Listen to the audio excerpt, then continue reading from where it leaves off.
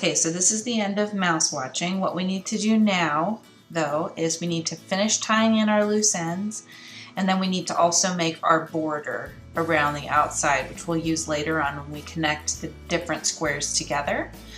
So what I suggest doing is, rather than cutting off the tail that you've got going here in the corner, you could just continue crocheting your single crochet border around the outside now. And I'm going to go ahead and do that with you. We haven't tied in our loose ends, but we can do that afterwards. Okay. So what you want to make sure you do is that the print side that's facing you, that's facing up, is this the correct way that the pattern is. Okay, so you want the right side facing up. So as you can see, my pattern and my cat are matching. Okay. So that's perfect. That makes the single crochets going the right direction, so that when you attach them, the pictures will all look like they do in the pattern. Okay.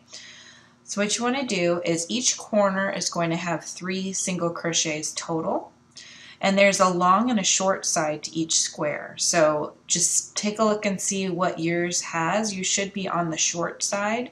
Let's go ahead and just do 1 single crochet on the short side. Now you can see in between each square there's this space. You're going to single crochet once in there, and make sure these don't have to be really tight single crochets. You don't want it to pucker. On this side you have this kind of like extra chain. This is where we did our chain 3 to connect. So you'll do single crochet in there. Okay, now you'll go again in between the squares. So ideally what you want to do is do 1 single crochet in the side of the square, 1 single crochet in between the squares, okay, and do that all the way across.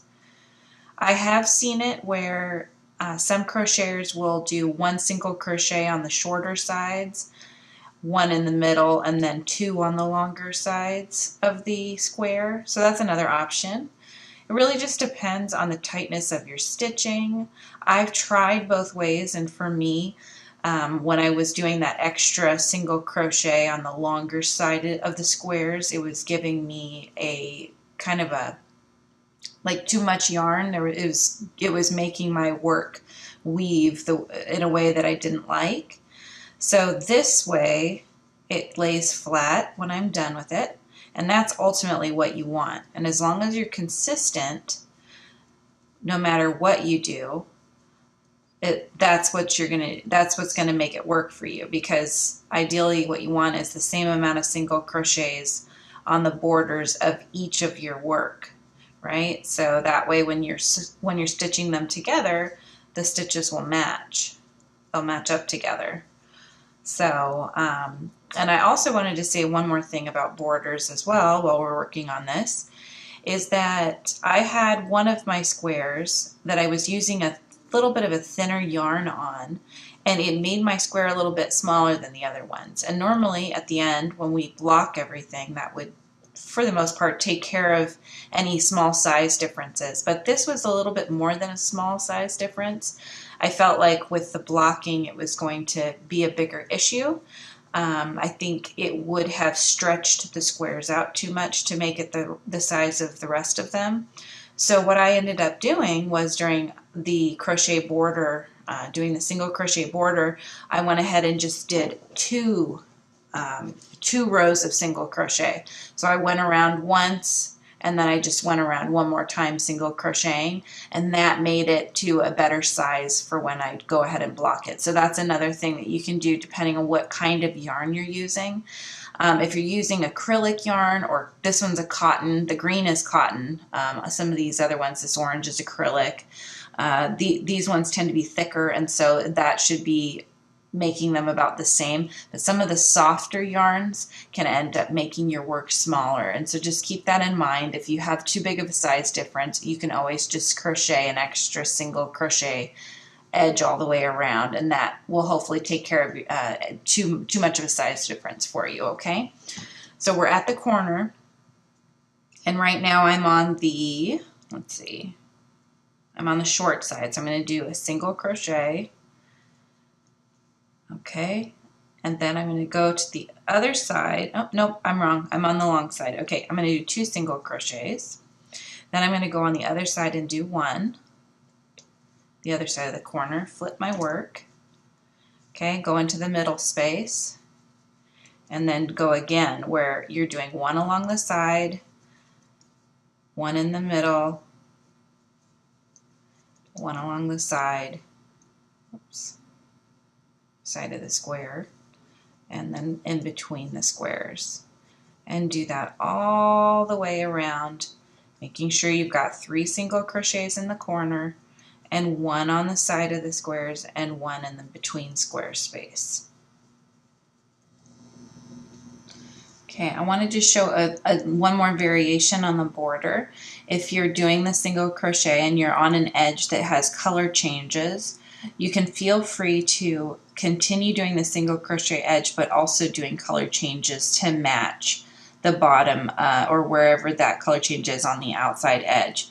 It will make for a cleaner look, so that is totally up to you if that's what you want to do. Let me just show you how to do that, and then you can make the choice on if you want to do the easier route, which would just be to do your background color all the way around, or if you want to do the route that takes a little bit more time and to match the color changes. Okay, so to match the color changes, what we'll do is when we get to the stitch or the space right before the color change, we're going to go into the space, okay, yarn over from the back with our current color, pull forward. Now with the final yarn over, we're going to switch to our other color. This case it's gray. Yarn over with that and pull that through. Okay, now drop the gray tail. You can weave that through and single crochet around it. You've dropped your green tail. Now you're going to continue on using just the gray yarn, doing your single crochets on this 1 in each square side and 1 in each of the spaces in between the squares, okay? Okay, and I've gotten to this space again right before where I'm going to need the green. So I'm going to go in with my hook, yarn over from the back with the gray. Okay. This will end up giving you more loose ends to tie in as well, so just keep that in mind. Okay, I'm going to yarn over with my green and then pull through and pull to tighten. Okay, drop your green tail and then go ahead and continue on with the green with just single crochet. You can single crochet over the tail to get that locked in a little bit better. Okay, make sure you pull your thread so that way everything stays nice and tight. Continue on with the green. Okay, I got to do another color change here, so I'm going to go in, grab my green, pull up that loop, and then grab my white. Okay, go around my hook, pull that through, and then drop my white tail and continue on now with the white, going around now we're going around the cat's face at the bottom, doing the white yarn,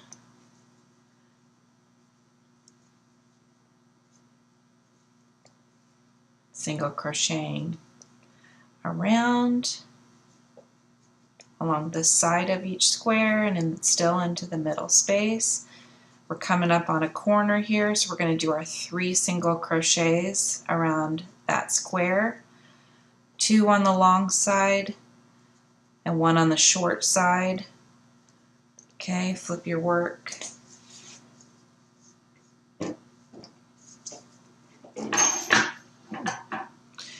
Okay, continue on.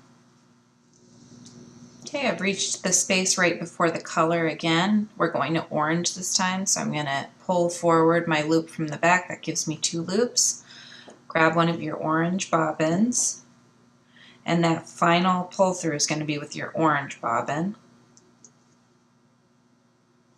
Okay. Okay, pull your threads tight. Drop your orange tail. Go ahead and single crochet now in the next stitch with your orange color. And then in the in-between space, I'm locking in that tail of orange here along the side. Okay, tucking the tail to the back, and we've reached back around to the green area. Okay, so let's see, we're gonna do one more on the side, and then I need to go ahead and go in from the back to the front, grab my green, okay, which I need to cut away from the other area because I need it over here now. Okay, yarn over or get your loop on the hook, pull through, drop your green tail, and then go ahead and single crochet into the next stitch on the side of the square, now into the middle space, and continue on with the green until you get back to where you started. This is going to give you, as you can see, you don't even see the edge if you do it this way, because you're using those color changes along the outside. It's giving you a nice clean edge to use to connect to other squares, and it's not as jarring of a difference